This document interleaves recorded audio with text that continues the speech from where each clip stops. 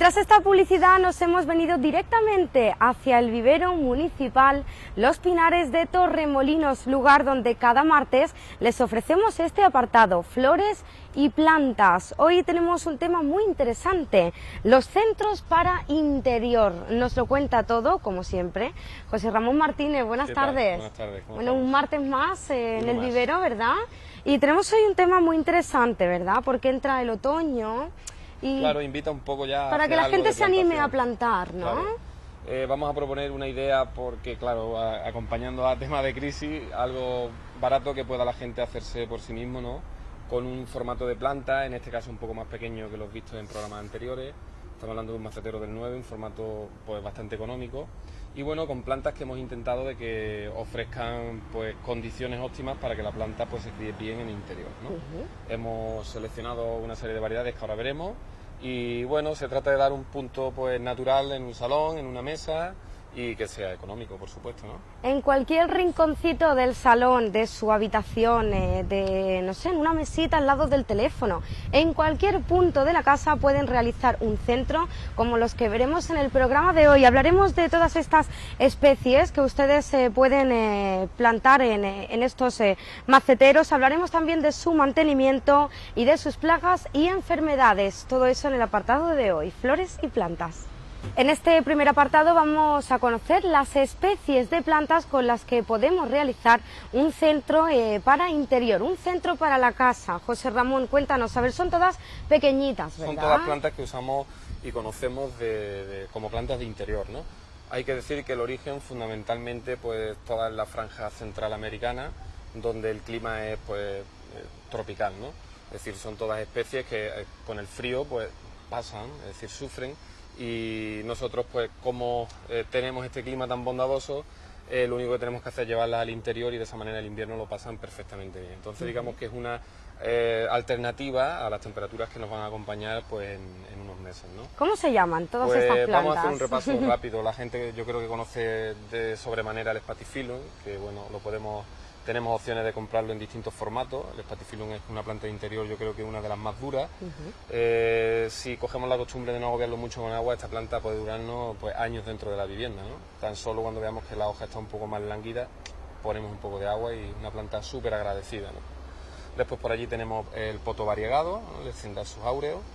Epífitas hemos seleccionado un par de ellas. La primera es la Guzmania, que tiene ese centro, es una bromelia bastante atractiva con un centro de color prácticamente pues todo el año. Es una planta durísima también. Un color anaranjado, rosáceo, ¿no? Las hay de muchas tonalidades, ¿no? Guzmania en este caso es la minor, que tiene ese centro rojo, pero después hay especies y variedades de muchos otros colores, amarillos, más rosados.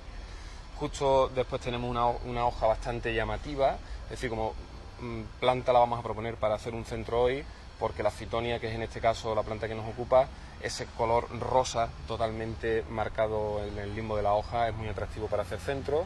Después tenemos Ficus repens, que lo tenemos tanto matizado como verde o hiedra para dar ese aspecto, digamos, colgante, ¿no? a nuestro centro.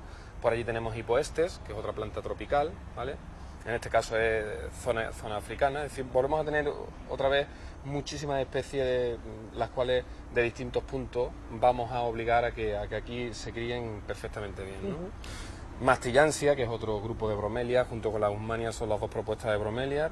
Ahora después recordaremos que bueno, las bromelias son plantas epífitas, esto significa que en su origen viven anexas, pegadas a los troncos de árboles en el bosque, ¿no? Por lo tanto, a nivel de raíz no es una planta que podamos agobiar, aunque sí tenemos que tener precaución en temas de humedad. Y por último el Anthurium andreanum, que también es muy conocido junto con el Spathiphyllum como planta sola de interior en maceta, ¿no? Entonces, con este juego de especies vamos a intentar pues hacer una propuesta de diseño y hacer un par de centros donde la gente pues pille ideas de qué puede hacer, ¿no? Vemos mucho verde en estas plantas, en estas especies, José Ramón, pero también algún toque de color, ¿verdad? Es algo necesario para un centro, que se vea verde, bonito, pero también con un toquecito rojo, rosa, de algún color. Es una idea que creo yo que debemos de promulgar entre nuestros clientes, entre nuestros aficionados a la jardinería de interior, porque claro, no solamente podemos conseguir color con flores, ¿no? Es decir, el abanico de posibilidades que tenemos al utilizar plantas con hojas de distinto colorido, pues fijaros en el Hipoestes qué tipo de variedades tan raras, unas más verdes, otras más rosadas, otras más blanquecinas, junto con Fitonia, Guzmania, es decir, y estamos hablando de hojas en todos los casos, ¿no? Son brácteas coloreadas. Por lo tanto, que queremos flor aportando color, Spathiphyllum anthurium, pero claro, va a depender mucho de la temperatura que tengamos en el interior de la vivienda. Que queremos tener color siempre, vamos a irnos a especies donde el follaje es el que marca ese tono de color, ¿no? Entonces ahí tenemos desde los variegados hasta los rosas, es decir, hay un abanico de posibilidades en cuanto a color bastante interesante, ¿no? Bueno, pues estas son las especies con las que vamos a realizar un centro de mesa para interior, bueno, de mesa o para cualquier rincón de la casa, para que ustedes lo vean y lo puedan hacer en casa. Así que cojan papel y cojan boli.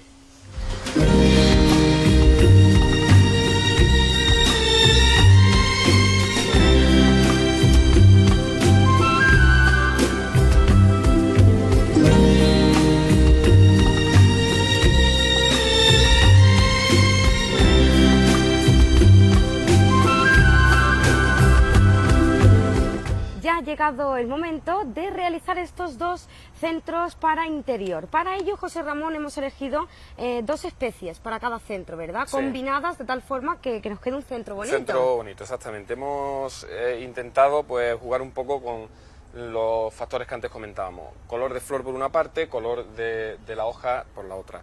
Las propuestas de composición, para el centro más pequeño vamos a elegir un Spathiphyllum de flor blanca y lo vamos a acompañar de 4 hipoestes, ¿vale? Que son estas plantas que tenemos aquí de flor completamente, perdón, de hoja completamente rosada, ¿no? Y por otra parte vamos a elegir un Anthurium andreanum de flor roja y lo vamos a acompañar de Ficus repens matizado en este caso, ¿vale? Plantas que se adaptarán perfectamente al interior. El tiesto grande, por motivo de que la planta es ficus, de raíz es un poco más potente que la Fittonia en este caso, y después hablaremos un poco del mantenimiento de cada uno, ¿vale? Como planta colgante que es, habrá que ir pinzándola. Pues vamos a empezar. Bueno, ¿por dónde empezamos? El sustrato, ¿no? Siempre hemos elegido algo que no pese mucho, en este caso tiestos de plástico, ¿vale? Y como sustrato, como bien indicaba Carolina, ya conocemos por otros programas que en el fondo vamos a poner una capa de drenaje que sería fundamental para evitar enfermedades por almacenamiento de agua en las raíces, ¿no? Que ya sabemos que eso lo que hace es pues promover enfermedades por hongos, ¿no? A nivel de raíz. La arlita ya lo conocen nuestros televidentes, son estas bolas que vamos a verter sobre ¿alguna sobre especial o...? No, la arlita viene, puede ser de distintas marcas, pero hay que decir que la arcilla expandida es pues más o menos común en todas las marcas, ¿no? El mismo material, ¿vale? Hacemos los dos de forma paralela, un poco más en este, que es más grande. ¿Para qué sirve esta arcilla, José Ramón? Pues la arcilla expandida no es un sustrato que aporte químicamente nada, eso ya lo sabían nuestros televidentes desde que vimos el programa de sustratos, ¿no? Simplemente un material que lo que hace es aumentar la porosidad a nivel de raíz, de esa manera cuando nosotros reguemos vamos a evitar charcos, digamos, a nivel del sustrato, a nivel de las raíces. Y como tal, pues este charco provocará enfermedades por hongo y las enfermedades por hongo terminarán con la planta, ¿vale? El plato es más que nada para cuando reguemos que no pongamos todo esto perdido, pero el agua estancada, digamos, no le haría muy bien, ¿no? A este tipo de plantas. Necesitan humedad, pero no agua encharcada, ¿vale? ¿Cada cuánto, por ejemplo, deberíamos regarla? Ahora que empiezan unas temperaturas, todavía faltar algo de calor, ¿no? Pero podemos decir que una vez cada 3 días aproximadamente.